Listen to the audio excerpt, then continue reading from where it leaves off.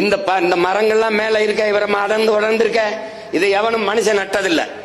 மனுஷன் நட்டதில்லை, இதையும் மனிதன் நட்டதில்லை. அவ்வளவும் பறவைகள் நட்ட மரம். விலங்குகள், ஒரு யானை, இந்த யானையை பார்க்கிற, ஒரு முறை உணவை தின்றுவிட்டு கழிவை போட்டால் 300க்கும் மேற்பட்ட விதைகளை தூவுது காட்டுக்குள்ள. அப்ப மாசம் எவ்வளவு, வருஷம் எவ்வளவு விதைகளை தூவுதுன்னு பாரு.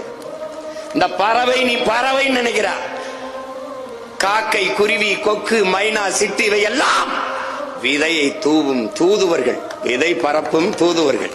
ஒரு இடத்துல சாப்பிட்டுட்டு அது வேற இடத்துல கழிவை போடும், வேற இடத்துல சாப்பிட்டு இன்னொரு இடத்துல. அப்படி இந்த மலைப்பரப்பு முழுதும் பறந்து அவை இந்த விதைகளை தூவி உருவாக்கிய காடுகள் தான் அடர்ந்து உயர்ந்து மலைமுகடுல இருக்கு.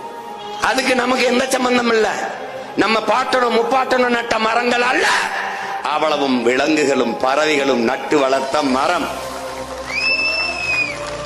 அதனால காக்கா செத்தா என்ன, குருவி செத்தா என்ன, யானை செத்தா நீ செத்து போயிருவ. அவையெல்லாம் சாகும் போது பார்க்க நீ இருக்கிறாய், நீ சாகும்போது பார்க்க எவனும் இருக்க மாட்டான்.